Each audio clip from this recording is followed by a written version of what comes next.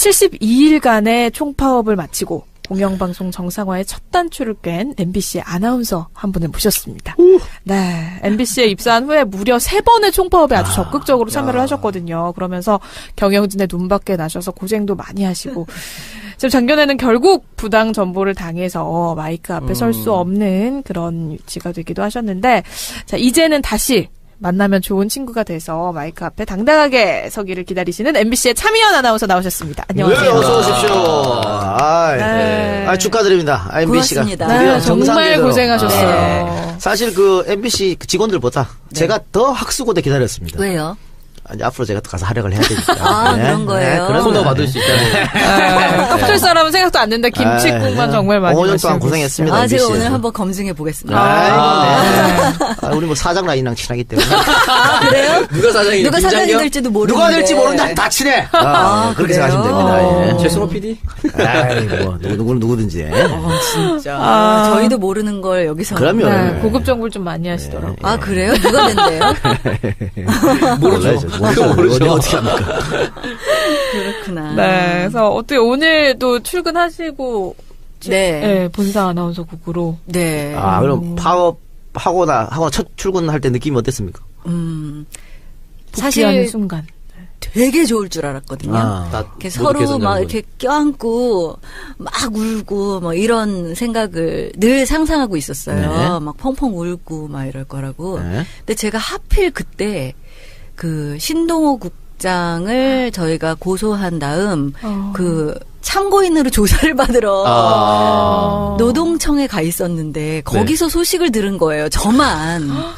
그래서 그 기쁨을 느끼지 못하고 거기서 그냥 이 페이스북 라이브로 지켜보다가 혼자서 막 이런 거 있잖아요. 남의 사무실에서 네. 소리도 못 지르고 그래서 그 당시에 그 기쁨은 같이 느끼지 못했어요. 그게 너무 아쉽지만 그러고 나서 끝나고 7시쯤 갔더니 다들 만취되어 있어가지고 기쁨을 나누면서. 예. 그래서 뒤늦게 기쁨을 나누긴 했는데요. 그러고 나서 복귀할 때 이제 방으로 들어갈 때 저희는 방이라고 부르거든요. 뭔가 서로 이렇게 박수를 쳐주면서 들어갔거든요. 제일 높은 선배부터 먼저 들어가시고 박수 치면서 그 다음 선배 이렇게 해가지고 들어갔는데 뭔가 좀 뭉클하고 담담할 줄 알았는데 어떻게 할 수 없는 감정이 들더라고요. 근데 이게 지금 오늘 4번째 나흘째 같거든요. 네. 하루가 1년 같아요. 왜요? 너무 힘든 거예요. 여러 가지 이제 해결해야 될 문제들도 많고 그래서 우리가 이제 마음이 급했던 것 같아요. 그래서 이것저것 빨리빨리 좀 해결해봐야겠다. 그런 마음에 막 TF도 빨리 짜고 우리끼리 회의도 계속하고 이러고 있거든요. 그랬더니 4년 지난 것 같은. 그래서 지금 내일까지 가면 그 5년을 다 회복할 수 있을 것 같은. 그러니까 천천히 하세요. 5년 동안 망가져 있었는데 뭐 하루아침에 되겠습니까? 예, 그렇긴 한데 이제 사장이 해임되고 이제 막 시작한 거잖아요. 네. 그러니까 지금이 어찌 보면 골든타임일지도 모른다. 이런 뭔가 우리의 약간 목소리를 낼 수 있는. 그런 것보다 지금 우리가 뭔가를 하지 않으면 그냥 또 다시 놓쳐버릴지도 모른다 하는 초조함이 저희 안에 있달까? 뭐 그런 마음이 좀 들긴 해요. 근데 그 전에 하나 여쭤봅시다. 지금 서울 MBC는 정상으로 돌아왔다고 하지만 뭐 대전 MBC라든가 뭐 아직 하고 있죠. 아직 하고 있잖아요. 네. 그건 언제쯤 정상화될까요? 거기도 이제 이진숙 사장이 해임되기를, 송재우 사장이 해임되기를 원하면서 싸우고 있으니까 저희가 힘을 보태야죠. 새로운 사장이 서울 새로운 사장이 오면 해결이 됩니까? 그건 모르겠습니다. 사실 정해진 게 아무것도 없다는 게 가장 큰 초조함과 불안감의 원인인 것 같은데요. 그래도 이제 시작은 한 것 같아요. 이렇게 꽁꽁 묶여있던 실에 끄트머리를 탁 잘라냈달까? 그러니까 이걸 조금 이렇게 풀어낼 수 있는 여지가 적어도 거기서부터는 생긴 거 아닐까. 그렇지만 이 묶여있던 게 확 풀린 건 아니잖아요. 그렇죠. 그래서 저 개인적으로는 다들 많이 물어보세요. 복귀한 느낌이 어떤지. 근데 좀 그런 기분이에요. 오랜 기간 입원했다가 퇴원한 기분. 그래서 회복도 될 것도 알고 퇴원이 됐으니까 내 몸도 괜찮다는 거 아는데 왠지 기운이 없고 마음은 초조하고 좀 회복도 하고 싶으면서도 좀 그런 마음이 저 개인적으로는 있어요. 근데 그래도 같이 있다는 게 되게 좋아요. 그 1차 파업할 때 한 170일 이상 파업했는 걸로 알고 있고. 네네. 이번에도 한 72일. 그러면 그걸 1차, 2차 이렇게 나누나요? 뭐라 그럽니까? 아니, 저희는, 제가 그 전에 39일 미디어법 파업을 했었어요. 그리고 170일 파업하고 또 요번에 파업을 했잖아요. 그래서 그게 이렇게 한 묶음 같은 느낌 있잖아요. 그럼 한 묶음을 한 1년 정도 파업했는데 그 파업하는 동안 월급도 못 받았을 거 아니에요? 못 받았죠.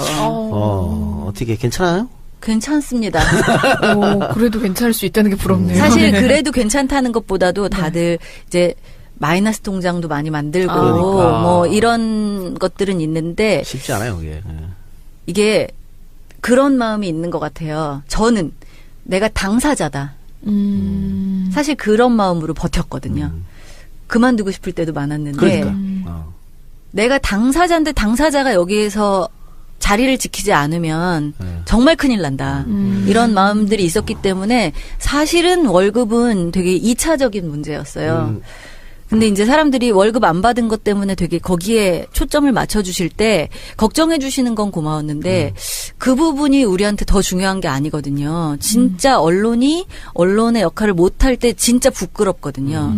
근데 그거를 특히나 아나운서들은 맨 앞에서 그런 이야기를 내 입으로 해야 되고 네, 그렇죠. 그런 상황을 매일매일 겪는다는 거는 더 고통스러운 일이거든요. 속물근성이 있어서 그런 건 잘 모르겠고요. 돈이 중요하고. 자, 그래요? 방금 그만두고 싶을 때도 있었다고 했는데 2012년 파업할 때 그때도 아나운서들 그 이후로 한 10여 명이 간뒀지 않습니까? 네, 많이 그만뒀죠. 그분들 간두고 나서 또 계속해서 싸웠다가 지금 성과를 이뤄낸 거잖아요. 그분들이 뭐 연락 오거나 그런 건 없었어요? 거의 지금도 굉장히 자주 만나고 연락하고 같이 싸운 거나 다름없어요. 이렇게 얘기하면은 뭐 회사에서 만난 사람을 뭐 이런 마음으로 하실 수도 있는데 저한테는 이 자리에선 제가 개인적인 이야기를 많이 할 수 있을 것 같다는 생각이 들었는데 저한테는 이제 파업을 하고 나서 그만두고 싶을 때 그렇지 않을 수 있도록 자리에서 버틸 수 있도록 한 두 가지 요인이 있었는데 하나는 동료애였고요. 전우회로 승화됐죠. 그런 거죠. 그리고 또 하나는 아나운서 이 직업에 대한 자부심이었어요. 그래서 이 친구들이 그만두게 된 게 지금까지 제일 아프고요. 지금도 우리가 김장겸 사장 해임 됐지만 제일 안타깝고 아쉬운 게 같이 싸웠던 그리고 같이 일해야 되는 그래서 이 일들을 같이 기뻐해야 되는 우리 동료들이 바깥에 있다는 게 같이 할 수 없다는 게 그게 제일 마음이 아프죠. 마음이 아프죠. 네, 되게 자주 만나요. 근데 뭐 오상진, 문지혜 그 당시에. 예. 박혜진 또 우리 김소영도 최근에 나갔고요. 네, 김정근 또 박소현, 김경화도 저희 동기인데요. 네, 그 친구들도 그렇고. 김경화 아나운서. 예. 서현진 아나운서는 계속 계시나요? 네. 서현진 아나운서 나갔는데요. 이제 곧 결혼한다고 며칠 전에 저희 그 방에 와가지고 아주 밝은 모습으로 청첩장을 기분 좋게 돌릴 수 있다고. 얼마 전에 제 샵에서 뵀거든요. 같은 샵 다니시죠? 월급은 제 축의금 주세요 이런 느낌으로. 그러네요. 네.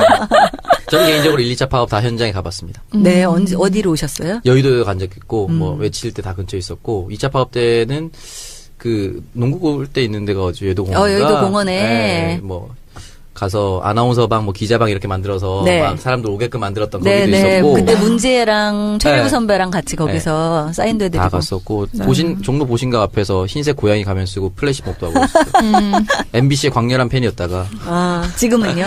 지금 이제 돌아가야겠죠. 정상화되는 모습 보면서 네.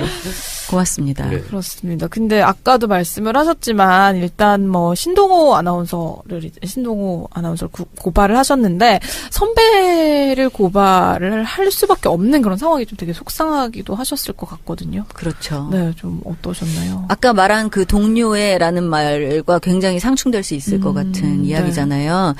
뭐라고 주장을 했었냐면은 이 아나운서국이라는 이 틀을 지키기 위해서는 누군가는 그 일을 해야 된다고 이야기를 했었는데 정말 점점 그 사람이 하는 말보다는 그 사람이 하는 행동을 봤을 때 우리가 판단하거나 알 수 있잖아요. 도저히 뭐 자기 자리는 계속 보전하고 점점 진급하면서. 올라가면서 그러면서 하나 둘씩 동료들이 떨어져 나갈 때 정말 지켜주거나 붙잡거나 하지 않고 그냥 내보내고 또 부당 전보하고 그러면서도 계속 그런 말을 한다는 것이 도저히 믿을 수 없었고. 뭐 김재철도 뭐 내가 만일 이상하게 지시가 있고 하면 한강 다리에 매달아라 뭐 이런 얘기 했더만 늘 그렇게 했잖아요. 근데 그렇게 한 매달리셔야죠. 다음부터도 또 행동들이 그렇게 나타날 때 그 다음부터는 이제 본색을 드러내게 된 거죠. 아니 어떻게 다 자기 동료, 자기 후배들의 밥줄을 그렇게 끊고 부당 전보시키고. 그러니까요. 지금 전민 아나운서도 어떻게 부당 전보 당하셨다고 그랬는데 어디로 가시나요? 예, 경인지사. 경인지사. 그 유명한. 예. 가서 뭐 하셨어요? 그래도 저는 경인지사에서도 문화사업 제작센터라는 곳으로 발령이 났어요. 네. 그랬는데 이제 거기에 뭐 하는 데인지도 모르고. 아니 무슨 문화사업이 있는 거야? 뭐 이렇게 생각을 했는데 거기서 뭐 입찰 같은 거 할 때 저한테 아나운서 일은 못하게 하면서 자꾸 PT를 시키는 거예요. 아 정말 하고 싶지 않더라고요. 근데 또 그렇다고 안 할 수도 없잖아요. 네. 그래서 그런 PT들을 몇 개 하고 뭐 그렇게 전보당한 지냈죠. 이유는 뭡니까? 아무도 몰라요. 각자 왜 정보를 당했는지 그 이유를 변변하게 들은 사람은 없습니다. 그렇지만 다들 짐작은 하죠. 말을 듣지 않고 그리고 자기 이야기를 하는 사람들. 뭐 양치할 때 물을 아껴 쓰라고 했다든지 뭐 그런 건 없었어요? 저한테는 사실 제가 그녀보다 선배이기 때문에 그럴 수는 없었겠죠. 근데 저는 좀 욱하는 성질이 있어서 하고 싶은 말을 하는 편이라 그래도 좀 철퇴를 늦게 맞았달까? 그렇지만 언제고 내 차례가 오긴 오겠구나 이런 생각을 하고는 있었습니다. 그러면 사측이 하는 이야기를 다 고분고분하게 들은 사람만 남아있고 나머지는 다 부당정보 받았다고 생각하면 돼요? 그렇게 하지는 않았을 거예요. 그렇지만 이제 후배들 중에 약해서 더 이상 이렇게 그들이 열심히 이야기를 해도 별로 말빨이 안 먹히는 후배들은 그냥 뒀죠. 자기들이 이제 컨트롤이 되는 사람들. 그런 사람들은 그냥 뒀지만 자꾸 이야기들이 커지고 후배들이 어떤 중심으로 모이고 이런 선배들은 하나하나 쳐내기 시작했죠. 그러면은 그 배현진 앵커 얘기가 잠깐 나왔었는데 굉장히 놀랄만한 이야기들이 많이 공개가 됐잖아요. 선배로서 그걸 지켜보실 때 조금 어떠셨어요? 처음부터 그러진 않았을 거 아니에요? 아니 처음에는 파업도 동참하고 있었잖아요. 그러니까요. 그랬죠. 사실 저희는 대의를 위해서 싸웠지 그 어떤 그 과정에서 이렇게 했던 한 사람 뭐 그건 그렇겠죠. 이렇게 공격하고 싶지는 않지만 너무 지나치니까 이야기 나오는 거 보면은 와 진짜 너무 심한 이야기들도 많이 있어요. 그렇지만 누구 하나 갖고 이야기하고 싶진 않아요. 사실 우리가 지금 이 상황을 만든 전체적인 상황에 대해서 정말 이제 다시 재건하고 또 잘못된 것들 뿌리 뽑고 제자리를 잡아야 되는데 포커스가 어떤 한 사람으로 맞춰질 때 그냥 마녀사냥에서 끝난다면 정말 그걸 원하지 않기 때문에 그 사람 한 사람 사라진다고 해서 바뀌는 건 아닐까요? 네. 그렇잖아요. 예. 그러면 그 아나운서 방 안에 지금 파업에 뭐 적극적으로 참여했던 분들도 계실 거고 사실 아닌 분들도 계시잖아요. 그래도 이제 그냥 같이 계속 잘 지내. 네, 마주쳐요. 네, 좀 근데 약간 민망할 것 같은데. 그런 거죠. 아니, 다른 사람들은 좀 이렇게 품이 넓으신 분들은요. 이렇게 그래도 인사도 하고 하더라고요. 근데 저는 아직 안 돼, 그게. 조금 시간이 필요한 것 같아요. 그게 정상이에요. 맞아요. 정상이지, 그게. 그게 정상인 거예요. 품이 넓은 게 이상한 거 아니에요? 아니, 그 되게 상황에서. 인격적으로 성숙하신 분들이 있어요. 정말 제가 보면서 옆에서 보면서 진짜 어떻게 저럴까 하는 느낌까지 주는 분들이 있어요. 정말로. 근데 인격적으로 성숙해서 한 방 더 먹이는 거 아니에요? 그렇게 함으로써 저 화를 더 끄고 이렇게. 그럴 수 있나? 얘들아 우리 돌아왔어. 뭐 이렇게 혼자 있어서 심심했지. 이렇게 현진아 이렇게 9시 뉴스제 나눠서 하자. 이렇게. 그걸 엄청 크게 먹이는 건데. 저기 기자로 전직해가지고요. 네, 지금 아나운서국에 있지는 않아요. 저는 좀 궁금한 게 뭐 양승은 아나운서라든지. 딤섬. 우리가 또 바로 알아듣기 쉽게 최대현 얘기하는 아나운서라든지. 청취자들 위해서. 뭐 그런 분들하고는 관계가 어떻게 되는지 좀 궁금하기도 하더라고요, 사실. 예. 같은 방에 있으면 마주칠 수밖에 없으니까. 지금은 그냥 이렇게 같이 밥도 먹고. 그럴 리가요. 어떻게 영상을. 진짜 굉장히 이렇게 품이 넓으시다. 뭘 밥을 먹어. 말씀하시는 뭔가 뉘앙스가 이제 괜찮다 뭔가 이런 뉘앙스여가지고. 오신 분들이 인사를 해도 밥은 같이 먹는다고. 그러니까 도저히 이렇게 사람이니까 서로 이렇게 인사를 할 때 모른 척한다 이 정도가 아닌 거지. 그렇다고 해가지고 뭐 아직 뭐 아직이라는 표현이 맞을지는 잘 모르겠지만 뭐 그렇게는 좀 어려운 것 같아요. 왜냐하면 그분들이 저희한테 한 게 있기 때문에 그쵸. 그것까지는 조금 너무 그렇습니다. 예 욕심이다. 말이 안 되는 거예요. 그렇게 하는 게 말이 안 되는 거예요. 맞아요. 네. 그럼 부당 정보 받으셨던 분들이 이제 다 돌아오신 네. 거 복귀하신 네, 거고. 같이 있는 것 자체가 좋더라고요. 그러네요. 그 명령이 나왔나요? 다 복귀하라는? 그거 없이 그냥 지금 다 그냥 복귀하고. 네. 없이. 원상 복귀니까. 잘했어요. 잘했어요. 예. 일단 돌아오고. 아직 발령이 난 건 네. 아니고. 네. 아니 뭐 새로운 사장 오면 정식 발령하겠죠. 네. 그러니까 어떤 사장님이 오실까요? 좀 힌트 좀 주세요. 알고 계시면. 아니 그 뭐 사장을 뭐 내리꽂는 게 아니고 이렇게 공모 절차가 있지. 네, 그렇게 한다고 하고 또 이번에는 1차로 고르고 두 번째 프레젠테이션 예, 공개적으로 인터넷 한다고. 생중계도 하니까 생중계도 하고. 프레젠테이션은 원래 있어요. 그래서 왜 예전에 그 고영주 이사장 그 속기록이 나왔었잖아요. 지난번 사장 뽑을 때. 뭐 그래서 권재홍 앵커가 뭐 유휴 인력들은 경인지사로 보냈다. 앵커들은 뭐 더 이상 앵커를 할 수 없게 하겠다. 뭐 이런 얘기 나왔다 그럴 때 소심하게 난가? 앵커인데 앵커 못하게 하고 경인지사로 유휴 인력을 보내고 뭐 이런 이야기 할 때 경인지사에 앉아있는 전직 앵커 출신 저는 이게 난가? 뭐 이런 생각이 들더라고요. 권력이. 근데 그런 사장을 할 때 프레젠테이션이 있었는데 이번에는 인터넷 생중계를 한다 예. 그러니까 정말 시청자들도 그렇습니다.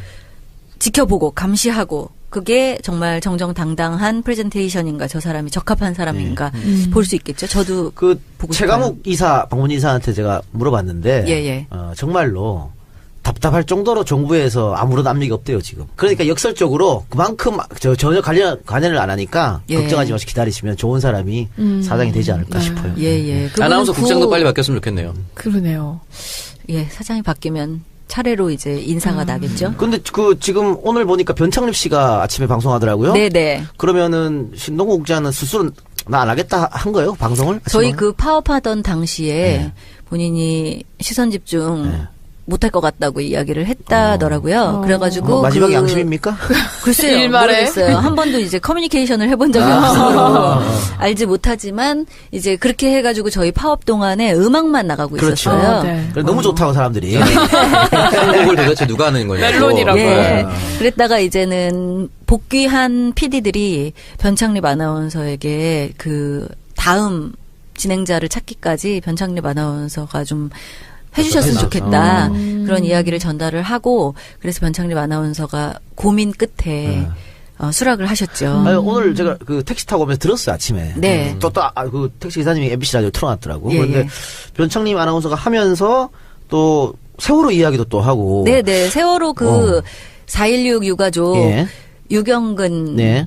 예은 대변인, 아빠가 예 나오셔가지고 인터뷰를 하시는데 진짜 우리가 이제는 이 인터뷰를 낼 수 그렇지. 있구나. 나 저도 딱 듣고. 그게 굉장히 상징적이죠. 야, 이게 과연 가능한 몇만이야? 것인가? 뭐 이런 느낌을 들었어요. 예. 실제로 유경근 씨 인스타 제가 팔로우하고 있는데 거기에 나온다고 자기도 좀 뭉클하다고 이렇게 글을 쓰신 걸 봤어요. 예, 그때 광화문에서 저희 돌아오라 마봉춘 고봉순 이렇게 해가지고 돌마고 이렇게 네, 돌마고. 줄여가지고 네. 하는데 그때 거기서 나오셔가지고 저희한테 진짜 일갈 해주셨죠. 그렇죠. 그리고 공부하라고 막 말씀만 주시고 그래서 저희가 그 말씀을 굉장히 이렇게 새기고 있어요. 진짜 와닿더라고요. 예. 그러니까 사실 뭐 MBC가 한때는 우리 국민들이 가장 사랑하는 그런 방송 채널이었고 언론사 지망하는 그 지망생들 사이에서도 가장 가고 싶은 언론사 1위였잖아요. 근데 네. 점점 그렇게 망가져가는 모습을 보면서 굉장히 자괴감도 많이 드셨을 것 같거든요. 그 국민들이 MBC 파업하지 몰라요. 관심이 없어가지고. 지금도요? 이제는 좀 바뀌었겠지. 그래서 그렇게 망가진 MBC를 되돌리는데 시간은 좀 걸릴 것 같습니다. 굉장히 어려운 시간들이라는 생각이 들고요. 또 그냥 저희는 예전으로 돌려놓는다가 아니에요. 지금 그냥 정상화 이것도 목표가 아니에요. 정말 좋은 방송, 좋은 방송으로 진짜 매체가 얼마나 많아졌어요. 그럼요. 여기 팟캐스트도 있고 또 정말 많아진 매체들 양질의 사이에서 JTBC. 예. 그러니까 이 양질의 방송을 내보내면서 저희들도 진짜 선택받을 수 있는 수준까지 끌어올리기 위해서 진짜 뼈를 깎는 노력을 해야 되겠죠. 그런 정도의 각오는 되어 있습니다. 그러니까 예전에 방송 3사 있을 때는 문제가 없었습니다. 이제 채널이 너무 많고 사실 저는 개인적으로 MBC KBS가 망가진 거에 너무 감사하거든. 그렇게 망가져서 내가 이렇게 떴잖아. 그 세력들이 이제 팟캐스트로 와가지고. 근데 왜 다시 MBC로 돌아오려고 그러세요? 정상화돼서 자기가 프로그램을 맡고 싶은 거예요. 네. MBC에서. 제가 MBC 갔다가 몇 번 쫓겨난 적이 있어가지고. 아, 왜요? 아니 블랙리스트 비슷하게 예, 그렇게 됐었어요. 해서 하루 진행하고 잘리고 뭐 계약서 쓰고 잘리고 이런 경우가 허다 해가지고. 제가 그 마음 압니다. 어쨌든 제2의 개국을 준비한다고 생각을 하셔야겠네요. 진짜. 네. 제2의 뭐 이런 말도 사실 부담스럽고요.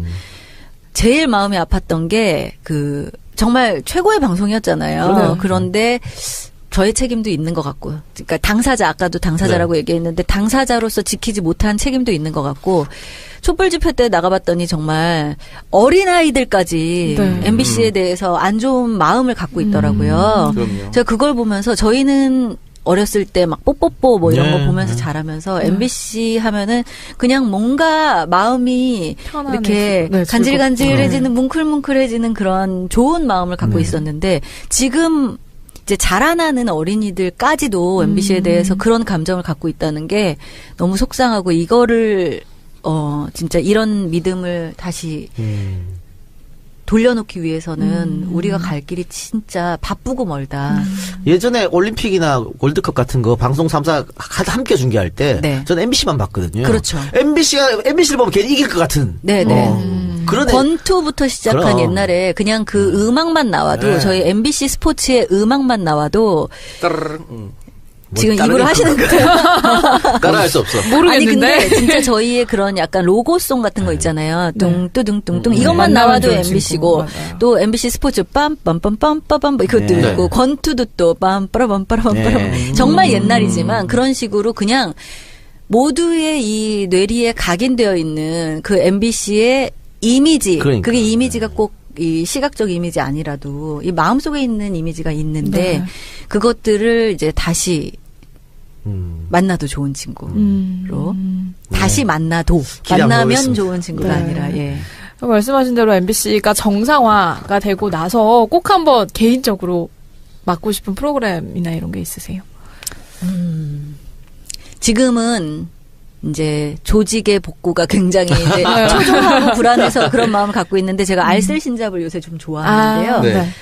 내가 좀 타이밍 놓친 것 같아 이런 마음이 드는 건 뭐냐면 제가 그런 수다 프로그램을 되게 좋아해요. 오. 근데 지금 한창 그 먹는 음식 프로그램이 지나고 네. 수다 프로그램들이 막 이렇게 굉장히 좋아지는 것 같아요. 뭐 썰전도 그렇고 알쓸신잡도 그렇고 팟캐스트 1위 수다면. 시류에 편승했던 겁니까? 내가 제일 먼저 했어. 왜 그래? 뭔가 이렇게 시류를 앞서 나가는 뭐 이런 분인가 보죠. 근데 그런 것들이 이제 저는 되게 해보고 싶거든요. 재밌어하고 그리고 그게 뭐 저 혼자만의 역량이 아니라도 그냥 듣기만 해도 좋고 질문 던지고 전 궁금한 걸 막 못 참아서 계속 질문 네. 던지는 편이거든요. 그래서 여기 나올 때도 제가 좀 부담스러웠어요. 오. 왜냐하면 제가 소재가 되거나 제 이야기를 하는 게 그렇게 익숙하지 않아요. 저는 질문을 던지는 그렇죠. 거에 훨씬 더 익숙하고 그 일을 18년간 해왔고 네. 그랬기 때문에 무슨 얘기를 어떻게 해야 되나. 근데 제가 알쓸신잡을 보니까 그 구구절절 얘기하는 게 굉장히 통하는 시기가 네. 된 것 같다. 그래서 그런 프로그램이 생긴다면 제가 재밌게 해보고 싶은 마음이 있어요. 18년 차. 2000년에 입사하신 거예요, 그러면? 네, 2000년 1월 1일 네, 1월 뉴 1일. 밀레니엄. 와. 중2 때죠, 제가. 아, 그래요? 저 초등학교 6학년. 하지 마요. 그 TV도 하고 라디오도 하셨는데 네. 뭐가 더 본인하고 맞는 것 같아요? 전 다 좋아해요. 다 괜찮아요? 예. 이야기 할 수 있는 곳, 그리고 전 좀 약간 새로운 거 빨리빨리 알고 이런 거 되게 관심 많거든요. 네. 그래서, TV, 라디오 다, 뉴미디어. 네, TV, 라디오 다 되게 좋아했었고, 이제 더 이렇게 애써 했던 프로그램들이 좀 있는 것 같아요. 제가 더 공을 어떤 들인달까? 거였어요? 손에 잡히는 경제 할 때 제가 진짜로 인생에 있어서 내가 뭔가를 이렇게 몰입해서 할 수 있을까 하는 생각이 들 정도로 사실 그 전에 교수님이 하셨어요. 네. 근데 너무 부담스럽더라고요. 이거를 내가 교수님들이, 경제학 교수님들이 하던 거를 내가 잘할 수 있을까? 막 이런 생각이 들어가지고. 근데, 어느 순간 그 손에 잡히는 경제가 손에 딱 잡힐 때가 생기더라고요. 그 재미를 한번 느낀 다음에 라디오에서는 그 손에 잡히는 경제에 되게 제가, 품을 들였었고. 다들 전문성 때문에 꺼려하는 방송 아니었나요? 조금 그렇긴 하죠. 그러니까 제가 인터뷰를 잘 못하면 하루 종일 그 생각을 하게 되는 거예요. 요 질문 아까 던져볼 걸. 뭐 이런 거 있잖아요. 한 번은 아이스크림 뭐 이렇게 값 인상되는 그런 아이템이 있었는데 저는 진짜로 그 전날 열심히 공부를 해가지고 인터뷰를 아침에 잘 마쳤어요. 그냥 무난하게. 근데 KBS를 오후에 틀었는데 KBS에 또 경제 프로그램이 있거든요. 네. 근데 거기서 똑같은 아이템으로 하더라고요. 그래서 이분은 어떻게 인터뷰를 하나 그랬더니 저는 그냥 아이스크림 값이 오른 거 이제 왜 올랐나요? 뭐 이렇게 물어봤더니 뭐 원재료 값도 오르고 포장지도 오르고 뭐 이렇게 얘기하시더라고요. 그래서 아 그렇군요. 뭐 이렇게 대답을 했던 것 같은데 거기 있는 그 KBS 선배는 아이스크림 포장 먹습니까? 딱 이렇게 말씀하시는 거예요. 전 그걸 보면서 멀었구나 나는. 그런 생각이 좀 들더라고요. 같은 인터뷰도 이렇게 하는 방법이 있는데. 끌어낼 수 있는. 예, 그렇게 하면서 이제 제가 저를 채찍질하기 시작했죠. 그 전까지는 칭찬만 듣고 싶어 했는데, 딱 그날을 계기로 제가 좀 방송의 재미를 느꼈다고 하는 게 맞는 것 같아요. 어떻게 내가 인터뷰를 잘 버무려 볼까? 뭐 그런 이제 하나의 계기가 됐었어요. 그리고 뭐 손에 잡힌 경제가 지금 홍종학 후보자 또 진행했었고, 예. 김강수 소장, 예, 제가 하기 전에 유종일 교수님이 교수. 하셨었고요. 야, 정말 경제학 선수들만 왔어요. 예, 그리고 지금 이진우 씨고요. 이진우 씨. 너무너무 잘하시는 거예요. 비유의 왕이에요. 그래가지고 저도 즐겨 들으면서 오 저런 비유 마음에 들어 뭐 이런 거 있잖아요. 쏙쏙 들어와 이런 생각을 하게 되죠. 그래서 손에 잡히는 경제 좀 좋아했었고 그 MBC 여러 가지 프로그램 중에 거의 유일할 건데 손에 잡히는 경제가 팟캐스트 순위에도 지금 좀 높아요. 네네. 다른 거는 거의 팟캐스트에 못 올라와 있는데. 네네. 그거는 워낙 정보가 알차니까 그리고 오래됐으니까 그래서 다시 한번 제가 하세요. 그거 했었던 게 굉장히 자랑스러운데 지금 이진우 씨가 뭐 너무 하래요? 잘해요. 그래, 나가라 그래요. 그래서 제가 이진우 씨 휴가 갈 때 네. 그럴 때 대타를 했었는데 네. 저는 그래도 되게 재밌어요. 어떤 사람들은 뭐 전임자가 대타를 해 막 이러는데 저는 사실 되게 좋고 그 손에 잡히는 경제 하면서 재정임 교수님이라든가 이렇게 되게 인생의 멘토 삼을 수 있는 분들을 되게 많이 만나서 그 프로그램이 라디오에선 제일 품도 많이 들이고 좋았고요. TV에서는 좀 어떤 전문 분야를 하는 게 전 재밌더라고요. 그래서 출발 비디오 여행을 되게 초반에 했었는데 정말 재밌게 했었고요. 그건 지금 막 1200회 돼가지고 네. 그것도 재밌게 했고 문화사색은 5년을 했어요. 그래서 재밌었고 출발 비디오 여행은 파업할 때 아침 저녁으로 계속 틀어주더라고요. 그게 이제 김경식의 영화 대 영화 이런 네. 거는 네. 김경식 씨 그때도 같이 했었는데 딱 편집해갖고 내보내기 너무 좋잖아요. 그러니까 계속 돌리더라고. 네. 그래서 아마 작가들은 좀 좋아했을 거예요. 그럼 뭐 손에 잡은 경제 이런 거 하면 하세요 그럼. 이미 잡힌 경제. 조금 하다 보니까 유치하시다. 어떻게든 이제 웃음을 끌어내려고 유치하지 않는 거예요. 아, 죄송해요. 제가 좀 노잼이죠. 아까 제가 딱 들어왔을 때 너무 실망하셔가지고. 아니 근데 수다 떠는 방송 좋아하신다고 하시면 팟캐스트도 잘 맞는 거 아닌가요? 네, 그쵸? 네. 네. 근데 이제 저는 프리랜서는 아니니까, 이 공영방송 정상화를 위해서 애쓰고, 또, 막 이렇게 재미를 위한 방송도 저는 되게, 잘 못해요. 보고 싶어요. 그래. 아, 그러면 이제 방송을 하면서 뭔가 이제 정권의 그런 압력을 받으면서 방송할 때, 진짜 이건 좀 아닌데라고 생각되는 뉴스라든지 이런 거를 직접 전하셨던 적도 있을 것 같아요. 제일 갑작스럽고 놀랐던 게 지금도 그런 얘기를 들을 때 제 이렇게 마음이 쿵 하고 내려앉는 게 용산 참사 날이었어요. 2009년 1월 20일이었는데 제가 그때 930 뉴스를 하고 있어서 아침 9시 반. 그러니까 그게 새벽에 일어난 일이잖아요. 그래가지고 아침 9시 반에 정말 막 특공대 투입된 후 막 사람들이 5명이나 사망하고 그 이후에 또 6명으로 막 늘어나고 막 이런 상황에서 중계차를 연결을 했었던 때가 기억나요. 근데 진짜 그때는 마음이 내려앉아서 내가 이걸 어떻게 뉴스를 할 수 있을까 그런 마음이 들어서 저는 늘 뉴스를 10년 했었는데 데일리 뉴스를 그날이 되게 제 마음에 생각이 나는 거예요. 근데 제가 뭐 앵커멘트도 쓰고 뭐 이렇게 했지만 어떻게 이런 일이 일어날 수가 있는 거죠? 막 이렇게 그냥 그런 어떤 기자들과 이렇게 말 맞춘 질문이 아니라 정말 궁금해서 참담해서 나왔던 질문들이 있어서 저는 그 때가 정확히 생각이 나고 너무나 마음이 아파요. 그때 마음으로 뉴스를 하게 된다면 되게 뉴스 하는 게 힘들지 않을까. 2000년에 입사해서 2011년에 연수 떠나셨네요? 네. 어디로 가셨어요? 미국으로 갔어요. 1년? 네. 요거는 비용은 어떻게? 제가 냈죠. 그러니까 회사에서 연수를 보내줘서 기본급은 나와요. 그래서 그걸로 하고 거기 연수 비용은 제가 냈어요. 언론 단체에서 막 주고 그러잖아요. 저희 아나운서한테는 그런 기회를 안 줬더라고요. 그래요? 기자들 그렇게 해서 많이 가던데? 기자들은 그래요. 저는 사실 그게 이제 방송으로 이어질 수 있는 기회가 별로 많지 않았었지만 왜냐면 그 다음에 파업하고 뭐 이랬기 때문에 그렇지만 그때의 경험은 제 거의 인생을 바꾸는 경험이라고 할 수 있어요. 그래서 그 이야기는 또 몇 시간짜리니까 다른 기회에.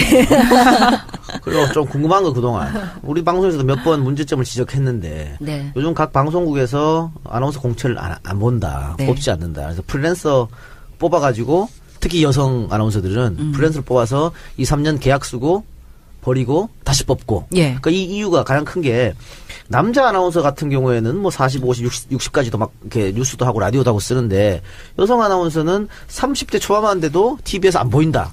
회사로서는 손해 아니냐 뭐 이런 것 때문에 안 쓴다 이런 얘기가 많거든요. 그 부분에 대해서 어떻게 생각하십니까? 그 부분에 대해서 나중에 진짜 제안하고 싶은 거예요. 그러니까 저희 아나운서라는 이름을 갖고 일하는 사람들이 굉장히 많이 있는데 아나운서 연합회라고 저희가 같이 모이는 데가 있어요. 그 아나운서 연합회는 사실 지금까지 회원사는 어떻게 구성이 되어 있냐면 지상파. 그러니까 따로 돈을 내지 않아도 방송을 보거나 들을 수 있는 회사에 소속되어 있는 아나운서들의 한해서 지금 연합회로 구성이 되어 있어요. 그런데 그렇지 않은 아나운서들은 자기의 목소리를 내고 싶어도 내지 못하거든요. 그래서 이 아나운서 연합회에서 앞으로 풀어나가야 할 과제가 그런 것들인 것 같아요. 프리랜서로 더 이상 아나운서를 뽑지 않고 그리고 그렇게 들어간 아나운서들이 자기의 몫을 할 수 있도록. 사실 저는 꽤 30대 후반까지 뉴스를 했었고 그리고 제 목소리를 낼 수 있었거든요. 근데 이거를 그냥 남 탓하고 싶진 않지만 이 사회의 분위기 더 이상 막 40살 넘은 여자 아나운서들에 대해서 별로 좋아하지 않고 정말 이 막 갓 들어온 가장 이 어리고 예쁜 아나운서를 제일 큰 뉴스를 주고 그러고서 점점 시간이 갈수록 좀 연륜이 있지만 나이가 든 아나운서들은 점점 사라지게 만드는 이 사회 분위기는 그러니까 남 탓만 하고 있을 수는 없잖아요. 그러니까 저도 제 전문성을 기르고 또 저희 주변에 있는 선배들도 전문성을 기르고 저는 이제 이 체제가 빨리 붕괴됐으면 좋겠다는 게 메인 뉴스라고 하는 9시 뉴스나 각 방송사마다 8시 뉴스에 남자 여자 한 명씩 나오는데 꼭 남자는 기자 출신의 중년의 남성. 네. 여성은 20대 후반의 젊은 여성. 이런 체제가 왜 고착화됐는지 모르겠는데 한 번도 어떠한 방송국도 이 체제를 흔들리지 않고 그냥 거의 똑같이 하고 있어요. 지금도. 왜 이 체제로 가야 되는지 잘 모르겠고 언론인으로서의 그런 걸 만약에 강조하고 싶다면 저는 꼭 2명이 성별이 달라야 되나? 라는 생각도 하고 있고 맞습니다. 또 말씀도 하셨듯이 아직도 미모가 있다고 했는데 왜 여성 아나운서를 미모로 인정을 받아야 되나? 맞습니다. 남자 아나운서 중에 잘생겼다고 인정받는 사람 없잖아요. 여자 아나운서는 왜 유독 화장을 강요하고 왜 안경 쓴 여자는 아직도 없고 미모를 강조해야 되나 이런 것들을 좀 내부에서 바꿔주셔야 그 지원하시는 새로운 여성 지원자들이 당당하게 내가 공부를 해서 실력으로 언론 뉴스 인정받겠구나라는 사회가 네. 정착될 것 같아요. 예. 그렇게 말하면서 본인 예쁜 여자 좋아하잖아요. 난 예쁜 여자를 좋아하는 것과 예쁜 여자 아나운서를 바라볼 때 미모로서 판단하는 건 다른 거잖아요. 근데 그게 우리가 너무 뭐랄까 익숙해진 게 아침에 보면 지금 KBS에 굉장히 나이 많으신 분이 와서 아침 뉴스를 하시거든요. 네, 유혜리 선배요. 네. 그런데 딱 봤을 때 저 또 뭔가 되게 어색하다라는 생각이 딱 항상 들더라고요. 그러니까 우리가 너무 젊고 예쁜 여자가 뉴스를 하는 거에 익숙해져 있었던 거예요. 그리고 뭐 30대 후반까지 뉴스를 하셨다라고 하셨지만 보기에는 30대 후반 같다 보이지 않으셨을 거예요. 절대로. 그것도 컸을 거예요. 아니, 저 SBS에서 그렇다기보다는 네, SBS에서 어떻게 한수진 씨랑 올해 방송 같이 했거든요. 네네. 그 한수진 앵커 같은 경우에도 뭐 연세도 꽤 많은데 아침 뉴스를 굉장히 오래 했다. 그것도 네네. 그 아침 방송이 그 전쟁터예요. 지금 맞아요. 변창립 씨가 하는 그것도 같은 시간대니까. 그래도 시청률도 잘 나오고 괜찮았거든. 맞아요. 능력만 있다면. 그러니까 양쪽이 다 맞아줘야 되는 것 같아요. 계속 일을 할 수 있는 그런 분위기도 만들어줘야 되고 믿어주기도 해야 되고 또 하는 사람도 정말로 자기 일에 대해서 아까도 제가 뭐 얘기했듯이 진짜 위기감을 갖고 있거든요. 매체가 워낙 많아지고 정보가 많아지기 때문에 우리가 그중에서 그냥 정말 손가락만 까딱하면은 모바일로 얼마든지 금방금방 골라서 들을 수 있잖아요. 그렇기 때문에 진짜 나에게 맞는 정보를 탁탁 줄 수 있는 방송을 찾기만 하면 진짜 많죠. 뭐 그게 뭐 진행자가 나이가 많다고 나쁘겠습니까? 네. 뭐 진짜 그 정보를 줄 수 있으면 되겠죠. 그런 것 때문에 오늘 저 팟캐스트에도 본인이 직접 나오신 거잖아요. 그거는 후배들 많습니다. 사실 그거는 후배들한테 지금 이야기를 하기가 굉장히 어려웠어요. 우리는 어렵지 약간 마음 않았을 텐데. 아픈. 지금 너무 아쉬워하시네. 그리고 이제 그 얘기를 좀 하고 싶었어요. 저는 사실 신나게 일도 해보고요. 되게 몰입해서도 일을 해보고요. 그리고 그러니까 뭐 드라마 중에 이번 생은 처음이라 뭐 이런 드라마 있더라고요. 근데 진짜 제가 처음 살아보는 인생이라 제가 이런 파업을 이렇게까지 길게 할지도 몰랐고 또 그래서 맞닥뜨리게 될 상황들을 전혀 기대나 예상을 하지 못했던 상황들이 굉장히 많은데 저만 해도 되게 이렇게 좀 스스로 뭐든지 부딪혀보자. 그리고 이런 경험도 나쁘지 않아. 뭐 이런 거 있잖아요. 그냥 편하게 살려고 태어난 건 아닐 거 아니에요. 그러니까 좀 그런 마음으로 살거든요. 근데 그럼에도 불구하고 때로는 신경질 나고 힘들고 뭔가 막 안 되고 진짜 막혀서 답답하고 바라볼 데가 없고 그런 막막한 느낌이 들 때가 많이 있었어요.